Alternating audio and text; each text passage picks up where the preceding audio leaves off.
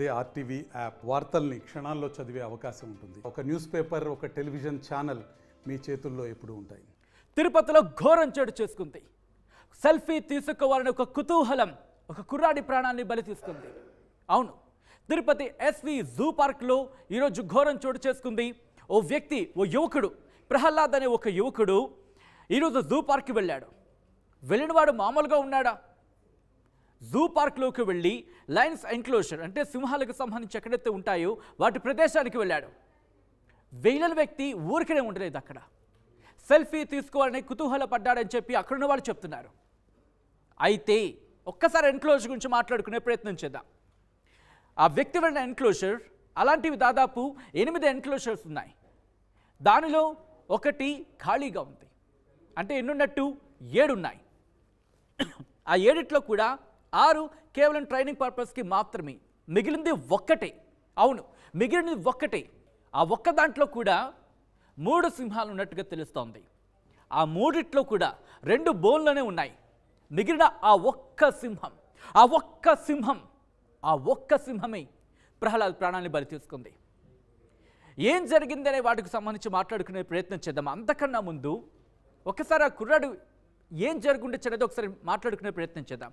ఎందుకంటే Tirupati SV zoo పార్క్కి సంబంధించి సింహాలు ఉండే ఎన్క్లోజర్ దగ్గర ఎటువంటి ఏర్పాట్లు ఉంటాయంటే కనుక మీరు వెళ్ళి పరిశీలిస్తే, ఒకసారి మీరు చూస్తే కనుక సింహాలు ఉండే ఆ ప్రాంతానికి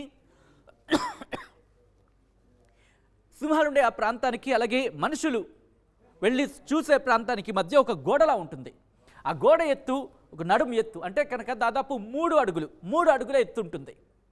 అక్కడి నుంచి ఆ సింహానికి సంబంధించి మీరు చూడొచ్చు, ఒక చిన్న లోయలా ఉంటుంది, లేకపోతే చిన్న ఖాళీ ప్రదేశం ఉంటుంది, ఆ తర్వాత ఒక పల్లంలా కనిపిస్తూ ఉంటుంది, ఆ తర్వాత సింహాలు ఉంటాయి ఇక్కడ. అయితే ఇక్కడ దీనికి సంబంధించి 3 అడుగుల ఎత్తు ఉంటుందని చెప్పుకున్నాం కదా గోడ. ఆ గోడ నుంచి మీరు కనుక జస్ట్ ఇలా తొంగి చూస్తే ఆ లోతు 20 అడుగులు ఉంటుంది. అవును, 20 అడుగుల లోతు ఉంటుంది. అది కూడా దాదాపు 6 అడుగుల దూరంలో ఆ లోతు ఉంటుంది. అక్కడి నుంచి ఒక ఏటవాలు కనిపిస్తుంది. అక్కడ నుంచి సింహానికి సంబంధించి ఆ ఏరియా ఉంటుంది, ఆ ప్రాంతం అంతా కూడా.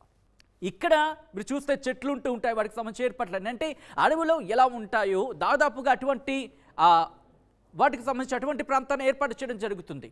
అయితే విషయం ఏంటంటే ఇక్కడ ఎప్పుడైతే ఈ వ్యక్తి సెల్ఫీ దిగడానికి, అంటే సాధారణంగా మనం చూస్తూ ఉంటాం, సెల్ఫీ దిగినప్పుడు సపోజ్ ఒక గోడ ఎక్కాడు అనుకుందాం, ఇలా గోడ ఎక్కాడు అనుకుందాం, గోడ ఎక్కి సెల్ఫీ తీసుకుంటున్నాడు, ఇలా సెల్ఫీ తీసుకుంటున్నాడు అనుకుందాం.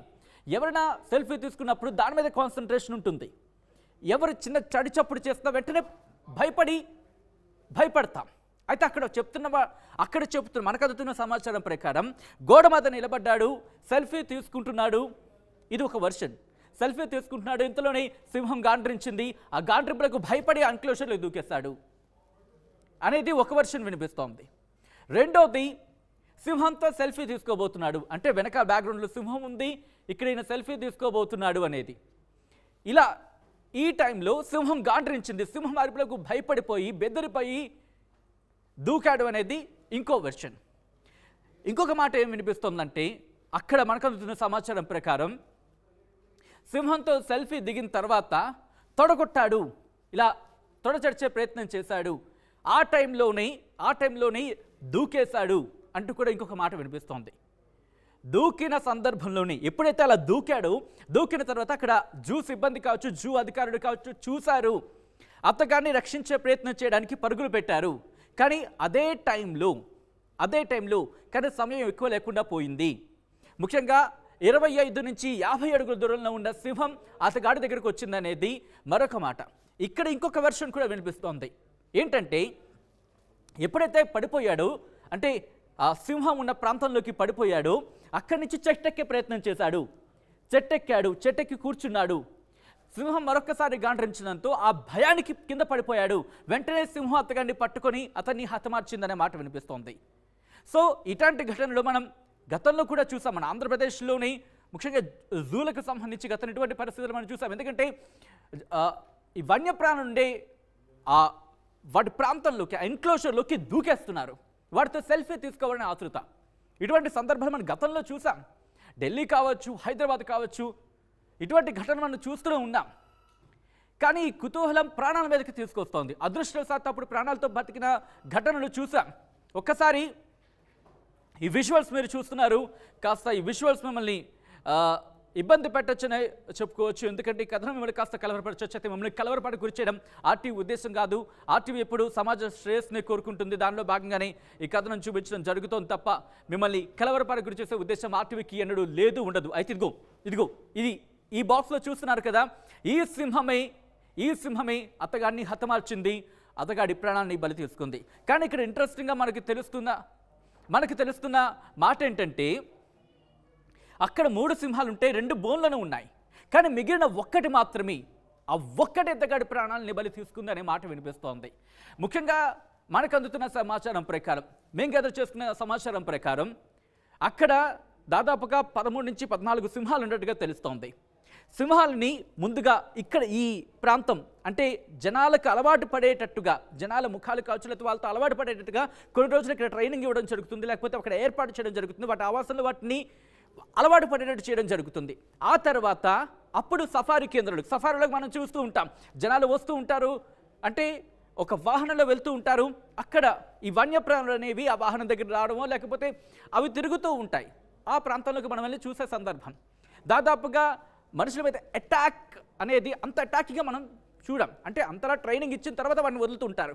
కానీ ఇక్కడ మాత్రం అవి భయపడిన సందర్భం. ఆ విజువల్ని మీకు చూపించే ప్రయత్నం చేయలేకపోతున్నాను. ఒకసారి ఆ వ్యక్తి అత్తగాడి ఫోటోని మీకు చూపించే ప్రయత్నం చేస్తుంది ఆర్టీవీ. అయితే ప్రహ్లాద్ అనే వ్యక్తికి సంబంధించి ఆ విజువల్ని మీకు చూపించే ప్రయత్నం చేస్తుంది. అయితే ఇదిగో ఈ ఫోటోని, ప్రహ్లాద్ మృతుడు.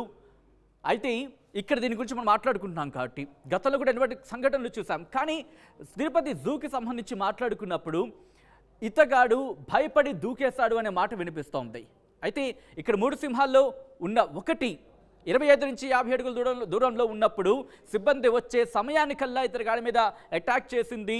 పూర్తిగా అటాక్ చేసిన తర్వాత మరణానికి గురయ్యాడు అనే మాట అక్కడ వినిపిస్తోంది. దీని మీద పూర్తి స్థాయిలో ఎంక్వైరీ జరుగుతోంది. కానీ ఒకటి మాత్రం ఇక్కడ ప్రధానంగా గుర్తుంచుకోవాల్సిన అవసరం ఏంటంటే జూ పార్కులోకి వెళుతున్నప్పుడు ఎంతలా జాగ్రత్తలు తీసుకుంటున్నావు అనేది ముఖ్యంగా వినిపిస్తూ ఉంటుంది. ఇంట్రెస్టింగ్గా కనిపిస్తున్న మరో అంశం, ఎందుకంటే అతనికి ప్రమాదం ఎలా జరుగుతుంది అనేది మనం అంచనా వేసుకుంటున్న సందర్భంలో అక్కడ ఒక విజువల్లో క్లియర్గా కనిపిస్తుంది ఏంటంటే గోడ ఉంటుంది, గోడకి సంబంధించి ఇనుప కంచె ఉంటుంది. ఆ ఇనుప కంచె లేని ప్రాంతం ఏదైతే ఉందో అక్కడికి వెళ్ళాడు. అదే అతడికి ప్రాణాల మీద తీసుకొచ్చింది అనే మాట వినిపిస్తోంది అక్కడ. అయితే ఒక్కసారి అక్కడ సఫారీ గురించి మాట్లాడుకుంటాం, ఒకసారి అక్కడికి వెళ్ళే ప్రయత్నం చేద్దాం. ఎందుకంటే ఇక్కడ మనుషులతో అలవాటు పడిన తర్వాత అప్పుడు సఫారీకి వాటిని ఎలో చేస్తారు. అయితే ఇక్కడ 3 ఉన్నాయి, 3లో 2 బోన్లు ఉన్నాయి. ఆ ఒకటి ఇక్కడ బయట ఉంది, బయట తిరుగుతోంది, ఎన్క్లోజర్లో తిరుగుతున్న సందర్భంలో ఎందుకంటే సెల్ఫీ కోసం ప్రయత్నం చేస్తున్నట్టుగా తెలుస్తోంది. సెల్ఫీ కోసం ప్రయత్నం చేసిన ఆ ప్రయత్నంలో భాగంగానే అతడు దూకాడా, లేకపోతే సెల్ఫీకి భయపడి ఆ సెల్ఫీ తీసుకున్న టైంలో భయపడి దూకేశాడా, లేకపోతే దాంతో అంటే ముఖ్యంగా సింహంతో ఫోటో దిగాలి అనే ఒక ఆతృతతో ఎన్క్లోజర్లోకి దూకాడా? ఎందుకంటే ఇది కాస్త ఆలోచించవలసిన అవసరం. ఎందుకంటే 20 అడుగుల లోతు అనుకున్నప్పుడు కష్టమని చెప్పుకోవాలి. ప్రహ్లాద్కి ఆ సమయంలో తన మెంటల్ స్టేటస్ ఎలా ఉంది అనే అంశానికి సంబంధించి కూడా క్వశ్చన్ రైజ్ అయ్యే అవకాశం కనిపిస్తోంది. ఇవన్నీ కూడా ఎందుకంటే పూర్తిగా ఇన్వెస్టిగేషన్ జరుగుతోంది. పూర్తిగా ఇన్వెస్టిగేషన్ జరిగిన తర్వాత సీసీ ఫుటేజ్ని పరిశీలించిన తర్వాత మాత్రమే ఈ అంశానికి సంబంధించి బయటకు వచ్చే అవకాశం ఉంటుంది. గతంలో కూడా ఇటువంటి ఘటన చూసాం కాబట్టి దయచేసి ఎన్క్లోజర్స్ వాటి దగ్గరికి వెళ్ళినప్పుడు, ఎందుకంటే ఈ మరొక అంశం కూడా ఇక్కడ మాట్లాడుకోవాలి. బేసికల్గా చాలా దగ్గరికి వెళ్తూ ఉంటారు, ఇటు కోతులు కావచ్చు, లేకపోతే ఎలుగుబంట్లకు సంబంధించి కావచ్చు, వీటి ఆవాసాలకు సంబంధించి కూడా అటు ఆ ఎంక్లోజర్స్ కూడా వెళ్తూ ఉంటారు.